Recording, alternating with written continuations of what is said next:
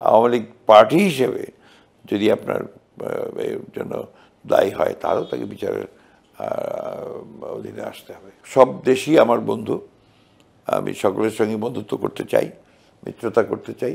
নির্বাচনের একদম মাহেন্দ্রক্ষণ বা সবাই একটি নির্বাচনমুখী অবস্থার মধ্যে আমরা আছি, আমরা একটু বলতেই পারি। তো সেই জায়গা থেকে বিএনপি সেই নির্বাচনী মহাসড়কে আছে। বিএনপি জনগণের ম্যান্ডেট নিয়ে ক্ষমতায় আসলে বিএনপির প্রথম ভীষণ বা গণতান্ত্রিক যে একটি জায়গা তৈরি হবে সেটি আসলে কীভাবে দেখছে? বা কেন আমরা তো আমাদের যে ভিশন 31 যেটা আপনারা দিয়েছি তার মধ্যে সুস্পষ্টভাবে সব কিছু বলা আছে, এবং আমরা যে একটা গণতন্ত্রের চর্চা শুরু করতে চাই।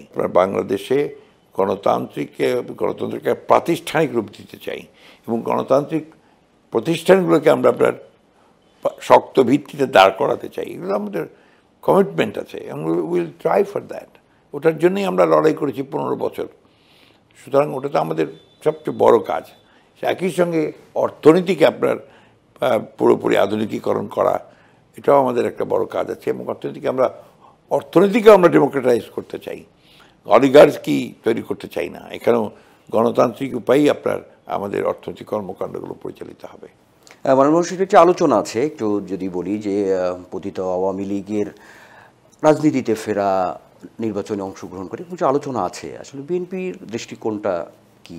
না, আমরা তো আমরা যেটা সবসময় বলে এসেছি যে আপনার ডাবল ধামাকা অফার, ওয়ালটন ট্যাবলেট পাওয়া যাচ্ছে নতুন ছাড়কৃত মূল্যে।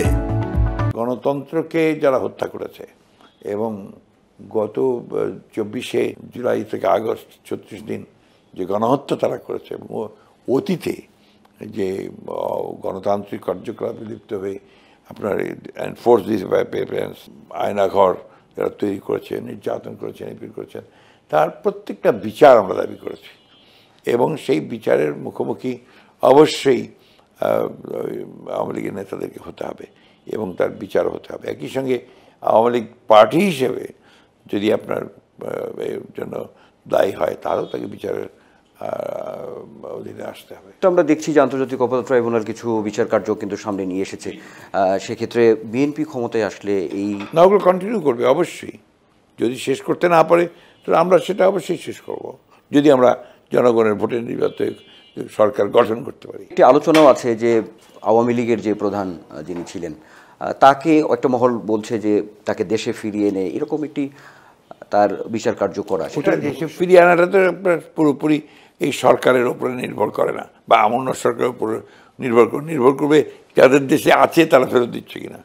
দুর্ভাগ্যজনকভাবে তাদের দেশ কিন্তু এই ব্যাপারে এখন পর্যন্ত কোনো কথাই বলেনি। এই সরকারও চেষ্টা করেছে, চিঠি দিয়েছে, বলেছে জনমত আছে আপনার তাকে নিয়ে আসার, তারা কোনো কথাই বলছে না। আমরাও তো অবশ্যই চাইবো যে তাকে ফিরিয়ে নিয়ে এসে তাকে ট্রায়ালে নিয়ে আসার। একটি প্রসঙ্গ আমরা সবসময় দেখি, মাননীয় মহাসচিব, নির্বাচন সামনে রেখে একটি কূটনৈতিক তৎপরতা বাড়ে, একটি দৌড়ঝাঁপ বাড়ে আমরা দেখেছি। এইগুলো তো আমি একটা কথা বলি আপনাকে, যে বাংলাদেশটা আসলে থার্ড ওয়ার্ল্ড কান্ট্রির মধ্যে পড়ে, গরিব দেশ, যদি এখন বলা হয় যে আপনার মধ্য আয়ের দেশে হতে চলেছে, কিন্তু তারপর গরিব দেশই বলতে হবে, যেটাকে আমরা জিও পলিটিক্স বলি।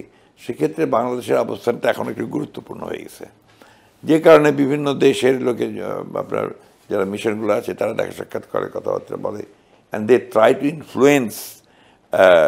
কিছুটা বড় বড় শক্তি যারা আছে তারা কিছু ইনফ্লুয়েন্স করতে চায়। এখানেই আপনার যেটা পরিষ্কারভাবে আমাদের কথা যেটা, যে আমরা মনে করি যে সব দেশই আমার বন্ধু, আমি সকলের সঙ্গে বন্ধুত্ব করতে চাই, মিত্রতা করতে চাই, কিন্তু বাংলাদেশের স্বার্থকে সামনে রেখে, তার মর্যাদাকে রক্ষা করে। কখনোই আমরা বাংলাদেশের মর্যাদা ক্ষুণ্ণ হয়, দেশের মর্যাদা ক্ষুণ্ণ হয়, আত্মসম্মান নষ্ট হয়, সে ক্ষুণ্ণ করে কোনো কিছু করার পক্ষে আমরা নই। তো আমরা দেখি যে আপনাদের একটা স্লোগান ইয়ে আছে এখন, যেটি জনাব তারেক সবার আগে বাংলাদেশ, সেটিকে তো আপনারা নিশ্চয়ই একদম দোরগোড়ায় পৌঁছে দিচ্ছেন, এটা তো আমরা বলতেই পারি।